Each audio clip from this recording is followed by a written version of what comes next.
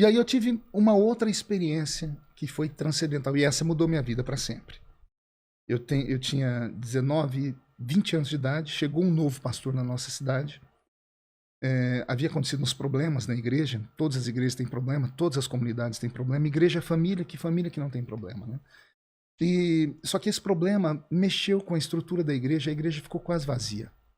Eu me casei com 19, com 20, no final desse ano, logo que eu me casei, 4 meses depois eu fui consagrado a diácono da igreja. Então já era diácono, já era um obreiro da igreja. E o pastor que chegou novo, que era um pastor lá do norte, pastor bem matuto, ele reuniu o grupo de obreiros que tinha, nós éramos 5, 6 diáconos só. Ele falou, olha, eu acabei de chegar na cidade, eu sei que aqui aconteceu uma confusão aí, a igreja está vazia, mas estou cansado, quem de vocês aqui é o pregador? Aí todo mundo apontou para mim. Quando apontaram para mim, eu disse, não, eu não, pastor. Ele falou, por que não? Eu falei, não, porque nós estamos passando um problema na igreja aqui, tá todo mundo com vergonha de ir na igreja, né? Saiu um escândalo aqui. Ele olhou para mim assim, ele falou, você é um homem de Deus, é um termo que a gente usa na igreja, né? Ou você é um saquinho de pipoca? Eu nunca tinha ouvido isso na vida.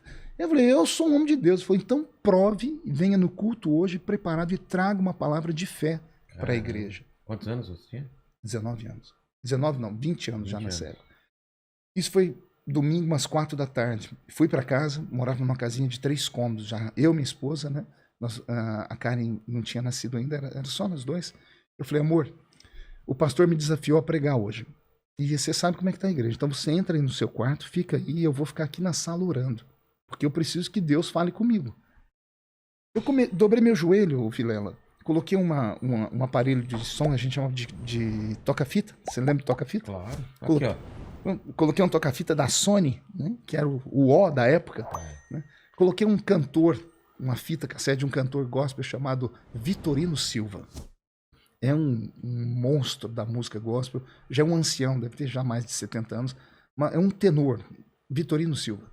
E quando o pastor Vitorino começou a cantar no louvor, eu estava ajoelhado, com o braço no sofá, encostado a cabeça no encosto do sofá. Eu falei, Deus, eu nunca subi sozinho numa tribuna para pregar, mas hoje eu preciso de uma experiência.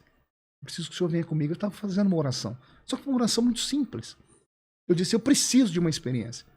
Vilela, do nada, do encosto do sofá, veio um vento, bateu na minha testa com uma velocidade, uma força, que me jogou para trás. Eu fiquei desacordado por uns 40 minutos. Quando eu tentei abrir os meus olhos, estava uma claridade dentro da sala, como se uma luz tivesse nos olhos. Aqui estava vermelho, as pálpebras ficavam vermelhas. Eu fiquei com tanto tremor, que eu me encolhi, fiquei em posição fetal. E eu disse, Deus, não me mata. Se eu fiz alguma coisa errada, me perdoa. E uma voz falou comigo ali dentro, disse, não é a morte. Hoje eu te dou um ministério, eu te dou uma chamada de fogo para as nações. Onde você não conseguir ir, a sua história irá. E tudo voltou à calmaria, consegui abrir os olhos, fiquei de pé, me tremia todo. Abri a porta do quarto, aí é a minha esposa que conta, porque eu saí de mim, foi quase que uma epifania. Minha esposa disse que eu fiquei estranho, que eu fiquei com o olhar vidrado, né? Ela disse que eu me troquei, já estava quase na hora do culto, fomos para a igreja sem conversar, eu fiquei na porta da igreja com a mão estendida, como se estivesse abraçando alguém, todo mundo achava que eu estava louco. No meu sentido, tinha alguém do meu lado. E quando o pastor me chamou, aconteceu um fato interessante. Nesse dia a igreja encheu, porque as pessoas ficaram sabendo que tinha um novo pastor, então as pessoas queriam ouvir o que o novo pastor ia falar, porque tinha tido um grande escândalo na igreja. E ao invés do pastor pregar, ele me chamou. Quando ele me chamou, nós temos a cultura de ler a Bíblia de pé. A igreja ficou de pé, eu abri a Bíblia em João capítulo 3, verso 8, e lá está escrito assim, o vento sopra onde quer, ouves a sua voz, mas não sabes de onde vem nem para onde vai. Assim é todo aquele que é nascido do Espírito. Quando eu li isso, Vilela, as pessoas começaram a cair dentro da igreja. Cair. Não caiu uma, duas. Caíram assim, dezenas. Nós nunca tínhamos tido uma experiência como essa no interior de São Paulo. Foi uma coisa tão... chocou a igreja. Porque ao invés das pessoas caírem e entrar em desespero, veio uma alegria, uma glória, uma unção, uma presença de Deus. As pessoas começaram a chorar, a serem batizadas com o Espírito Santo, é um termo que nós usamos na igreja, começaram a orar em outras línguas. Começaram Mas isso não acontecia na igreja antes? não dessa forma.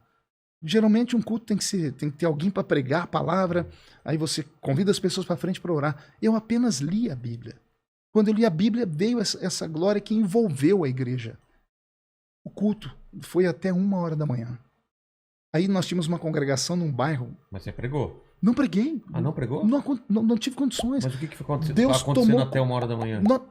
Deus tomou conta da igreja. Houve uma, nós chamamos de avivamento. As pessoas ficaram sentadas, as famílias se reuniram, começaram a chorar, se abraçar, as pessoas dobraram o joelho, começaram a buscar a Deus. Foi um fenômeno que não tem explicação. Na quarta-feira seguinte, o pastor me anunciou numa congregação que a gente tinha. Teve dons do Espírito Santo? Teve dons, profecia, as pessoas foram batizadas com o Espírito Santo. Dom de língua. Houve profecias, línguas estranhas, cura divina. As pessoas vomitaram enfermidades. Mas eu não fiz nada. Foi o poder da palavra. Não tem explicação. Na quarta-feira seguinte, no bairro que nós chamamos de Vila, aconteceu o mesmo fenômeno. O pastor me anunciou, a igreja encheu, todo mundo queria ver por causa da história de domingo. Eu fui e falei, vou fazer a mesma coisa. Li o mesmo texto. Quando eu acabei de ler, a mesma coisa aconteceu com a igreja. E aí as cidades vizinhas, porque a igreja, a Assembleia de Deus tinha igreja em todas as cidades. A gente costuma dizer que Correio, Coca-Cola e a Assembleia de Deus você encontra em qualquer lugar do mundo, né? Do Brasil. E as cidades ficaram sabendo e começaram a me convidar. Ó, vai ter culto de jovens, chama um menino lá da cidade de Orlândia.